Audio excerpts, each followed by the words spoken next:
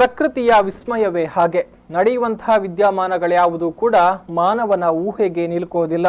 ಈ ಮಾತಿಗೆ ಪ್ರಕೃತಿಯಲ್ಲಿ ಅಸಂಖ್ಯಾತ ಉದಾಹರಣೆಗಳು ಸಿಗುತ್ತೆ. ಅಂತೆ ಇದೀಗ ಮಂಗಳೂರಿನ ಬೆಂಗರೆಯ ಅಳಿವಿಬಾಗಿಲು ಪ್ರದೇಶದಲ್ಲಿ ಕಡಲ ನಡುವೆ ವಿಸ್ಮಯವೊಂದು ಸಂಭವಿಸಿದೆ. ಹಾಗಿದ್ರೆ ಏನಿದು? ಇಲ್ಲಿದೆ ನೋಡಿ ಒಂದು ಇಂಟ್ರೆಸ್ಟಿಂಗ್ ಸ್ಟೋರಿ. ಮಂಗಳೂರು ಈಗಾಗಲೇ ಅನೇಕ ಬಗೆಯಲ್ಲಿ ವಿಶ್ವವಿಖ್ಯಾತಿಗೊಂಡಿರುವ ನಗರ. ಅದ್ಭುತ ನೈಸರ್ಗಿಕ ಪ್ರಾಕೃತಿಕ ಸಂಪತ್ತಿನ ಜೊತೆಗೆ ಅಪಾರ ಸಮುದ್ರ ರಾಶಿಯನ್ನ ಹೊಂದಿಕೊಂಡು ಕಡಲ ನಗರಿಯಂತೆ ಪ್ರಸಿದ್ಧಿ ಪಡೆದಿರುವ ನಗರ.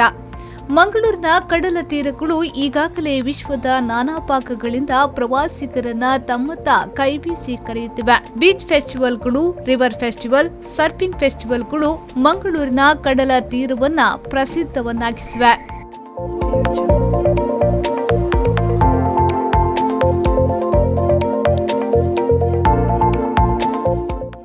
ಇದೀಗ ಮಂಗಳೂರಿನ ಬೆಂಗ್ರೆಯ ಕಡಲ ತೀರದಲ್ಲಿ ಅಪರೂಪದ ವಿದ್ಯಮಾನವೊಂದು ಸಂಭವಿಸಿದ್ದು ಪ್ರವಾಸಿಗರಿಗೆ ಮತ್ತಷ್ಟು ಆಕರ್ಷಣೀಯ ಕೇಂದ್ರ ಬಿಂದುವಾಗಿದೆ. ಹೌದು, ಬೆಂಗ್ರೆಯ ಅಳಿವಿಬಾಗಿಲು ಪ್ರದೇಶದಲ್ಲಿ ಅರಬ್ಬಿ ಸಮುದ್ರಕ್ಕೆ ನೇತ್ರಾವತಿ ನೀರು ಸೇರುವ ಜಾಗದಲ್ಲಿ ಈಗ ಮರಳಿನ ರಾಶಿಯ ಮೂಲಕ ಅಪರೂಪದ ದ್ವೀಪವೊಂದು ನಿರ್ಮಾಣವಾಗಿದೆ.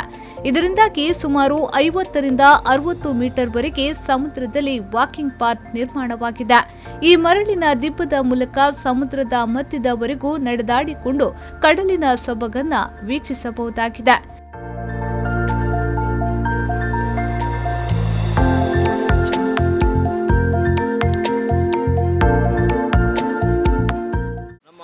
ಅರಬ್ಬಿ ಸಮುದ್ರಕ್ಕೆ ನೇತ್ರಾವತಿ ನದಿ ಸೇರುವ ಪ್ರದೇಶ. ಈ ಒಂದು ಸುಂದರ ಪ್ರದೇಶದಲ್ಲಿ ಒಂದು ಪ್ರಕೃತಿ ಸಹಜವಾದ ಒಂದು ಪ್ರಕ್ರಿಯೆ ನಡೀತಿದೆ.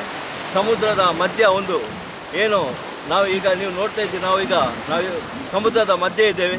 ಈ ಒಂದು ಪ್ಲೇಸ್ ಸಮುದ್ರ ಮಧ್ಯ ಫುಲ್ಲು ಈ ಮರಳು ಬಿದ್ದು ನಡೆಯುವ ವಾಕಿಂಗ್ ಪಾತ್ ಆಗಿದೆ. ನೀವು ಒಂದು ನೋಡಲಿಕ್ಕೆ ಒಂದು ಭಾರಿ ಒಂದು ಸುಂದರವಾದ ಪ್ರದೇಶ. ಅಷ್ಟೇ ಒಂದು ಏನು ನಿಮಗೆ ಎಷ್ಟು ನಿಮಗೆ ಕಣ್ಣಿಗೆ ನಾಟುವ ಸುಂದರತೆ ಎಲ್ಲಿ ಕಾಣಕ್ಕೆ ಸಿಗಲಿಕ್ಕಿಲ್ಲ. ಇಂಥ ಒಂದು ಒಳ್ಳೆಯ ಪ್ಲೇಸ್ ಈಗ ಬೆಂಗರೆಯಲ್ಲಿ ಪ್ರಕೃತಿಯ ಒಂದು ಸೃಷ್ಟಿ ಮಾಡಿದೆ. ಹೊಸ ವರ್ಷ ಬರ್ತಾ ಇದೆ.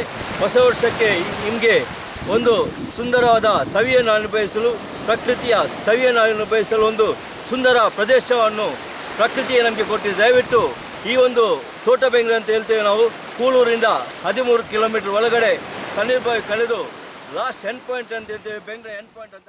ಕೂಳೂರಿನಿಂದ 13 ಕಿಲೋಮೀಟರ್ ಒಳಗಡೆ ಬೆಂಗ್ರೆಯ ಎಂಡ್ ಪಾಯಿಂಟ್ನಲ್ಲಿ ಪ್ರಕೃತಿಯ ಈ ಸೊಬಗು ಸೃಷ್ಟಿಯಾಗಿದೆ.